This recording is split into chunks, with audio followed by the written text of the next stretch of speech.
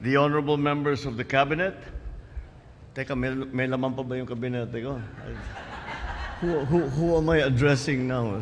The President of the Republic of the Philippines, His Excellency Ferdinand R. Marcos Jr. We shall now witness the presentation of the Economy Planning and Development Act. May we invite Economic Planning and Development Secretary Arsenio Balisacan to proceed on stage and receive from the President the signed copy of the new law.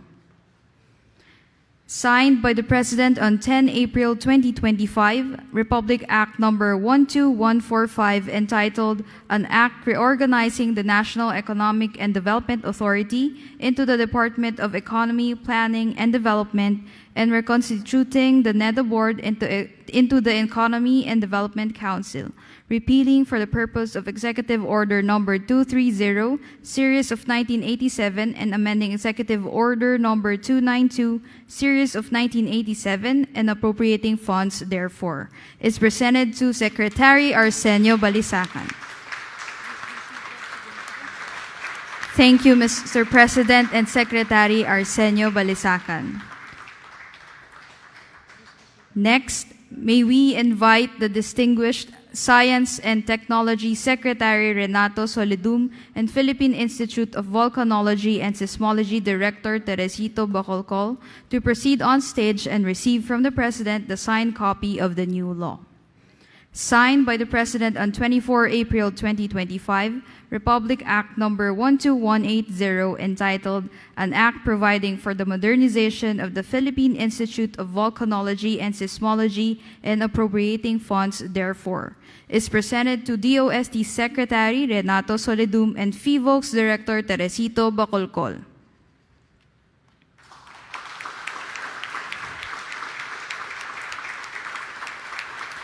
Thank you, Mr. President and DOST Secretary Solidum and FIVOLCS Director Teresito Bacolcol.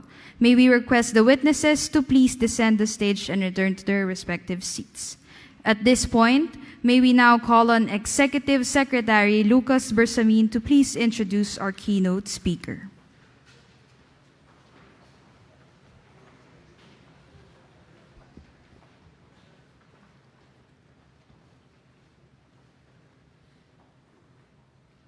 Ladies and gentlemen, the President of the Republic of the Philippines, His Excellency Ferdinand R. Marcos Jr.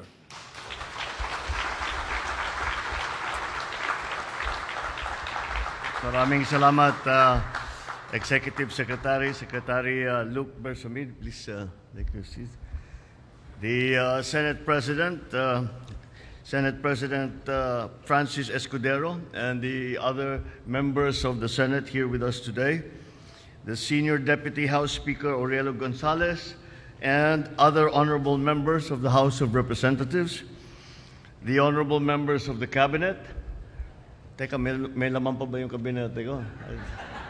Who am I addressing now?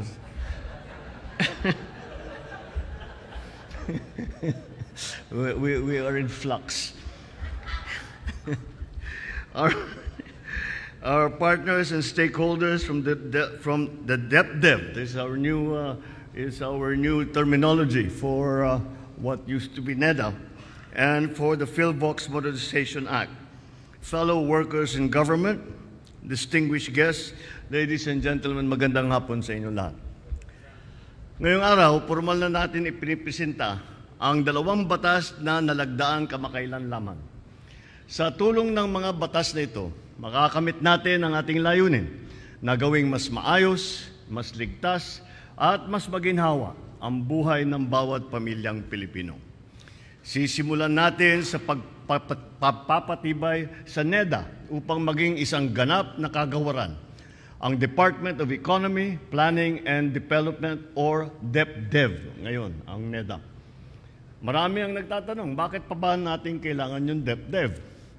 Sa mga nakaraang taon, nakita natin maraming mahuhusay na plano ang nananatiling plano na lamang. May mga proyektong inaprubahan, ngunit hindi lahat ay kaagad nating naisasagawa. Magiging katuwang natin ang DepDev sa pagtiyak sa paggamit ng ating pondo na ipapatupad ang programa ng wasto at naghahatid ng pakinabang sa mamamayan. Titiyakin natin na ang DepDep na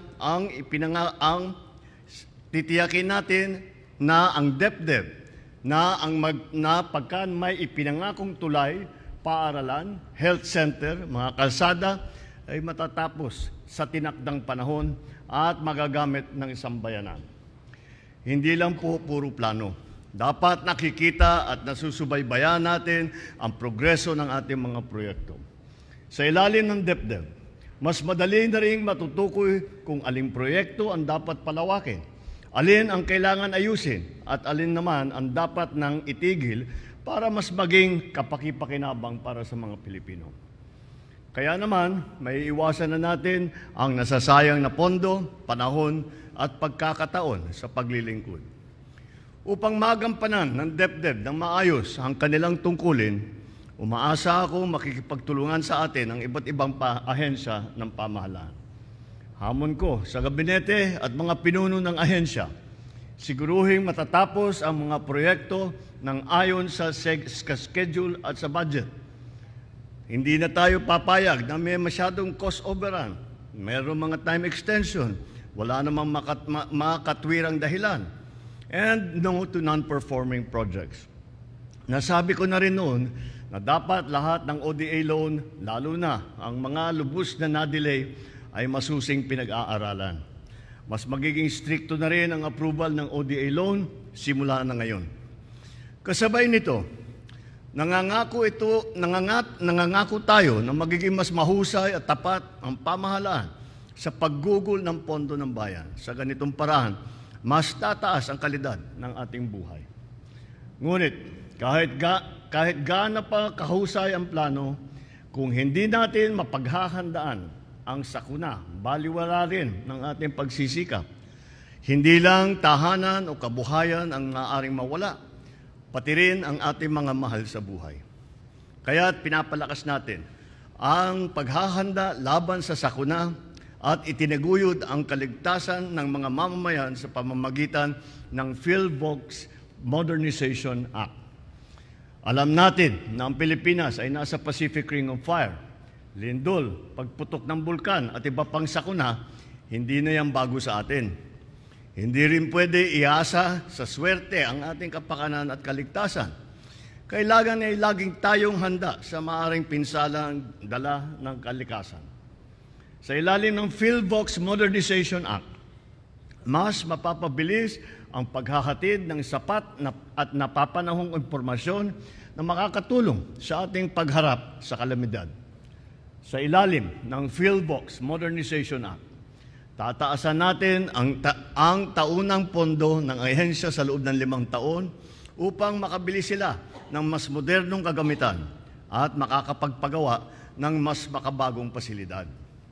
Magpapatayo ang PhilVox ng bagong laboratorio, Centralized Data Center, Learning Hub.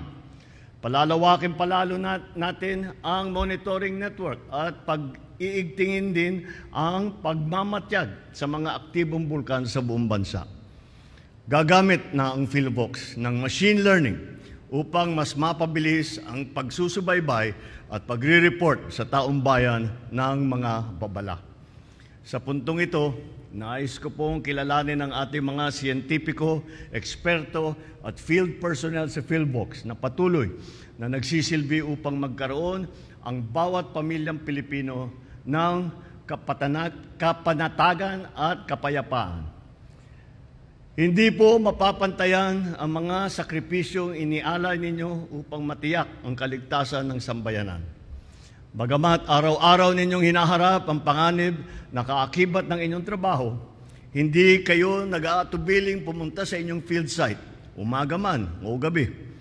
Kasabay nito, hihiyakatin ko ang ating mga kabataan na linangin ang mga kaalaman sa siyensya upang maging mas marami tayong volcanologist, siyentipiko, eksperto. Yan ay ilalagay natin sa DOST or PhilVox na hinaharap. Ang hamon ko sa DOST at PhilVox, panatilihin ninyo ang mataas na kalidad ng inyong serbisyo, ang profesionalismo, ang pagmamahal sa bansang Pilipinas, sa inyong mga kawani. Gaano man kalaki ang pondo ay mawawalan ng saysay kung walang puso at paglilingkod. Patuloy po ang pagbibigay ng suporta ng pamahalaan upang mas mapalalim ang inyong kaalaman. Sa pamamagitan ng ating mga batas, isinusulong natin ang gobyerno hindi lamang maging sa papel, kundi maaasahan sa panahon ng pangangailangan. Hindi lang nakatuon sa mga malaking proyekto, kundi sa kalidad ng buhay ng bawat Pilipino. Hindi magiging ganap ang dalawang batas na ito kung hindi dahil sa pagkakaisa at pagtutulungan ng lehislatura at ehekutibo. Patunay lamang na kapag kapakanan ng taong bayan ang inuuna, mas mabilis nating makakamit ang inaasam nating resulta. Muli, maraming salamat po sa ating mga mambabatas. Sama-sama po tayo magtulungan upang maitatag ang isang bagong Pilipinas na mapayapa, makatarungan at may malasakit para sa lahat. Maraming salamat po. Mabuhay ang bagong Pilipinas.